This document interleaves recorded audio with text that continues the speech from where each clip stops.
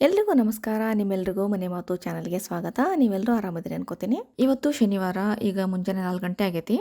ಇವತ್ತು ನಾವು ಶಿವಮೊಗ್ಗಕ್ಕೆ ಹೊಂಟೀವಿ.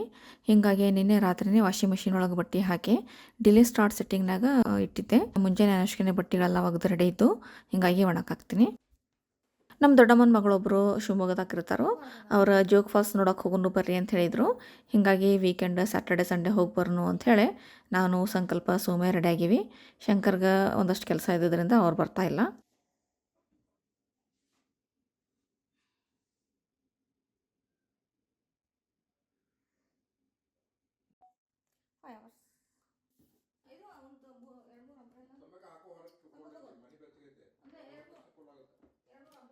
ಎಲ್ಲರೂ ರೆಡಿಯಾಗಿ ಚಹಾ ಕುಡಿದು ಬಿಡಾಕ 5 ಗಂಟೆ ಆಗಿಬಿಟ್ಟಿತ್ತು.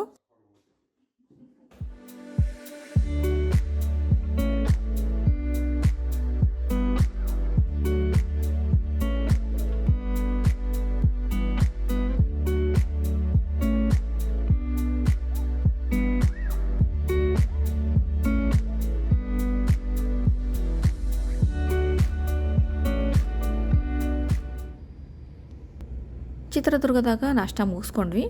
ಅಲ್ಲಿ ಬಿಟ್ಟು ಮತ್ತು ಶಿವಮೊಗ್ಗಕ್ಕೆ ಹೋಗ್ಬಿಟ್ಟಕ್ಕೆ 10:30 ಆಗಿಬಿಟ್ಟಿತ್ತು. ನಮ್ಮ ತಂಗಿಯವರು ನಿನ್ನೆ ರಾತ್ರಿನೇ ಶಿವಮೊಗ್ಗಕ್ಕೆ ಹೋಗಿದ್ರು. ನಾವು ಹೋಗೋಷ್ಗೆ ಅವರೆಲ್ಲ ರೆಡಿ ಇದ್ದರು. ನಾವು ಹೋಗಿ ಮುಖ ತೊಳ್ಕೊಂಡು ಶಿವಮೊಗ್ಗದಾಗ ಏನೇನು ನೋಡುವಂಥ ಸ್ಥಳಗಳದಾವಲ್ಲ ಅದನ್ನೆಲ್ಲ ನೋಡೋಕೆ ಹೊಂಟ್ವಿ. ಮೊದಲಿಗೆ ತುಂಗಾ ನದಿ ದಡದ ಮೇಲೆ ಇರುವಂಥ ಸಕ್ಕರೆಬೈಲು ಆನೆ ಬಿಡಾರಕ್ಕೆ ಹೋದ್ವಿ. ಇಲ್ಲಿ ಸುಮಾರು 11ರಿಂದ 12 ಆನೆಗಳಿದ್ವು.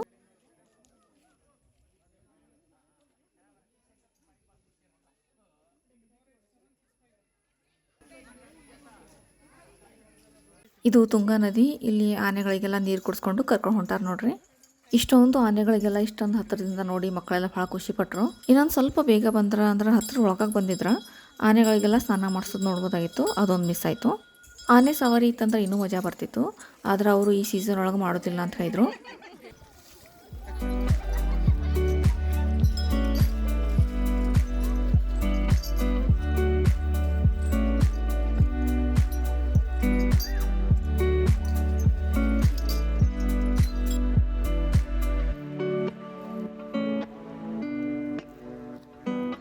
ಅಲ್ಲೇ ಹತ್ತಿರ ಒಂದು ಪಾರ್ಕ್ ಇತ್ತು.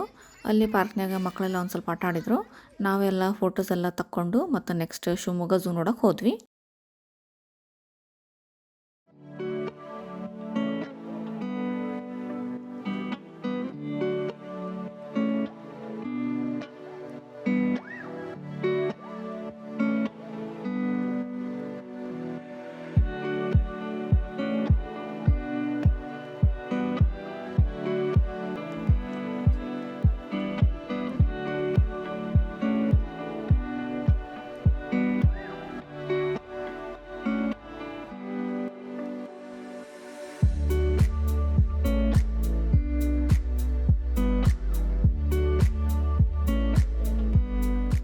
ಝೂಗೆ ಹೋದ ತಕ್ಷಣ ಫಸ್ಟ್ ಸಫಾರಿಗೆ ಹೋದ್ವಿ. ಅಲ್ಲಂತೂ ಹುಲಿ ಸಿಂಹಗಳು ಆರಾಮಾಗಿ ನಮ್ಮ ಗಾಡಿ ಪಕ್ಕನೇ ಓಡಾಡ್ತಾ ಇದ್ದು ನೋಡಿ ಭಾಳ ಖುಷಿ ಅನ್ನಿಸ್ತು. ಸಫಾರಿ ಮುಗಿಸ್ಕೊಂಡು ಮತ್ತು ಝೂ ಒಳಗೆ ಥರದ ಪ್ರಾಣಿಗಳು, ಕರಿ ಚಿರತೆ, ಜಿಂಕೆಗಳು, ಕರಡಿಗಳು, ಥರದ ಪಕ್ಷಿಗಳು ಎಲ್ಲ ನೋಡಿದ್ವಿ. ಅದೆಲ್ಲ ಮುಗಿಯೋಷ್ಗೆ ಎಲ್ರಿಗೂ ಹಸಿವಾಗ್ಬಿಟ್ಟಿತ್ತು. ಅಲ್ಲೇ ಒಂದು ಸಣ್ಣ ಕ್ಯಾಂಟೀನ್ ಇತ್ತು. ಅಲ್ಲಿ ಊಟ ಮುಗಿಸ್ಕೊಂಡು ಮತ್ತು ಏನೇನು ನೋಡೋದೈತಿ ನೋಡ್ಕೊಂಡು ಮನೆಗೆ ಹೋದ್ವಿ.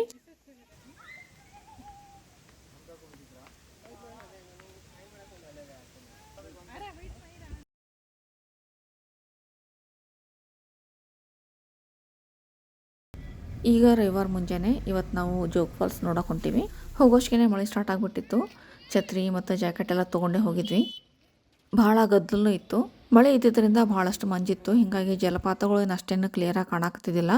ಗಾಳಿ ಬಂದಾಗಷ್ಟು ಮಂಜೆಲ್ಲ ಹೋಗಿ ಕಾಣಿಸ್ತಿದ್ದು. ಮಂದಿನೆಲ್ಲ ಸರಿಸಿ ಫೋಟೋ ತಕ್ಕೋಬೇಕು ಅನ್ನೋಷ್ಗೆ ಮತ್ತೆ ಮಂಜು ಬಂದಿರ್ತಿತ್ತು.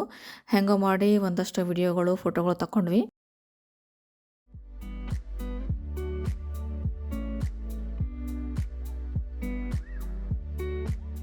ಜೋಗ ಜಲಪಾತ ಮುಗಿಸ್ಕೊಂಡು ಮಧ್ಯಾಹ್ನಕ್ಕೆ ಶ್ರೀ ವರದಹಳ್ಳಿ ಶ್ರೀ ಶ್ರೀಧರ ಆಶ್ರಮಕ್ಕೆ ಹೋದ್ವಿ. ಅಲ್ಲಿ ಪ್ರಸಾದ ರೆಡಿ ಇತ್ತು. ಪ್ರಸಾದ ಮುಗಿಸ್ಕೊಂಡ್ವಿ ಅಲ್ಲೇ.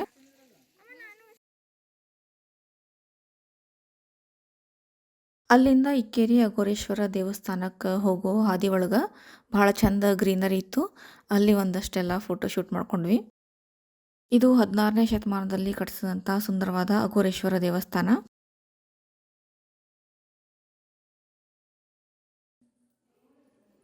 ಇಕ್ಕೇರಿ ಅಘೋರೇಶ್ವರ ದೇವಸ್ಥಾನ ಮುಗಿಸ್ಕೊಂಡು ನಂತರ ಕೆಳದಿಯ ರಾಮೇಶ್ವರ ಗುಡಿಗೆ ಬಂದ್ವಿ.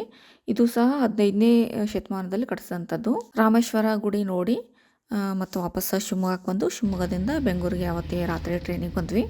ಇದು ನಾನು ಫಸ್ಟ್ ಟೈಮು ಟ್ರಾವೆಲ್ ವ್ಲಾಗ್ ಮಾಡಿದ್ದು. ನಿಮಗೆಲ್ಲ ಹೆಂಗೆ ಅನ್ನಿಸ್ತು ಅನ್ನೋದನ್ನು ಕಮೆಂಟ್ ಮಾಡಿರಿ. ಇನ್ನೂ ಸಬ್ಸ್ಕ್ರೈಬ್ ಮಾಡ್ಕೊಂಡಿಲ್ಲ ಅಂತಂದ್ರೆ ಸಬ್ಸ್ಕ್ರೈಬ್ ಮಾಡ್ಕೊರಿ. Thank you for watching.